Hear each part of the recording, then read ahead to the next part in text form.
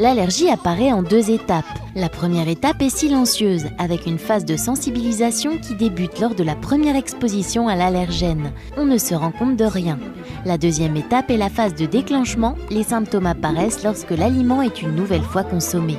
Selon des études, on estime en France que 3,5% de la population est touchée, dont 8% d'enfants et 4% d'adultes. Les principaux aliments déclencheurs des allergies alimentaires chez l'enfant sont le lait, l'œuf, l'arachide et les fruits à coque. Certains aliments comme le poisson ou les crustacés peuvent également provoquer des réactions. Pendant longtemps, on pensait que pour éviter de déclencher des allergies, il fallait attendre pour introduire les aliments les plus allergisants dans l'alimentation des bébés. Or aujourd'hui, des études ont prouvé qu'au contraire, si l'on attend trop longtemps, au-delà des 6 mois, cela ne réduit pas le risque d'allergie, voire même l'accentue.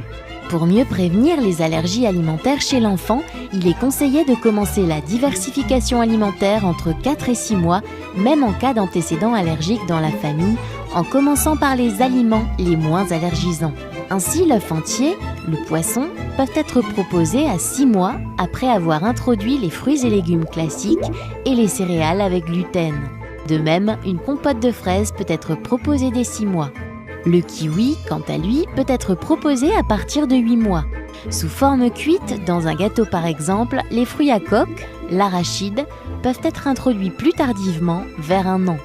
Proposez à bébé des petites quantités de ces aliments allergènes entre 4 et 6 mois. À partir de 6 mois, vous pouvez introduire les œufs et le poisson.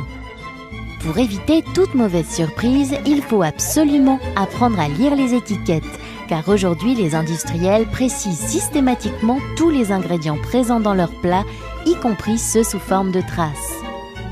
Pour protéger les consommateurs, la réglementation européenne oblige d'indiquer clairement les aliments les plus allergisants.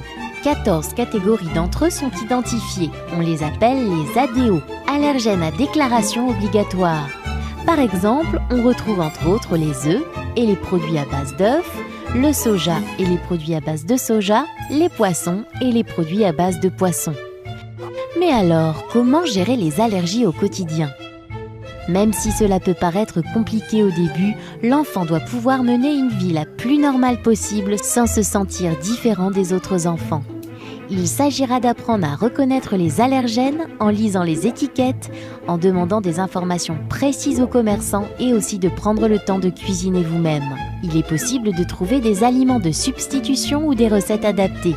Heureusement, de nombreux sites officiels existent pour vous informer. Vous pouvez aussi contacter l'Association française pour la prévention des allergies. On trouve aussi des astuces sur les blogs de parents d'enfants allergiques ou de personnes allergiques. Et la cantine dans tout ça ? Ne vous inquiétez pas, il est très courant maintenant dans les écoles et les collectivités de mettre en place un projet d'accueil individualisé. Le PAI permet en collaboration avec les parents, le médecin et l'école d'assurer au mieux l'accueil de l'enfant en lui proposant des repas et des soins adaptés. Ce PAI peut être aussi mis en place avec l'assistante maternelle afin de définir ensemble les bonnes habitudes alimentaires et la conduite à tenir en cas d'urgence. Enfin, expliquez à l'enfant qu'il ne doit pas accepter d'aliments sans en avertir préalablement un adulte au courant de ses allergies et des risques encourus.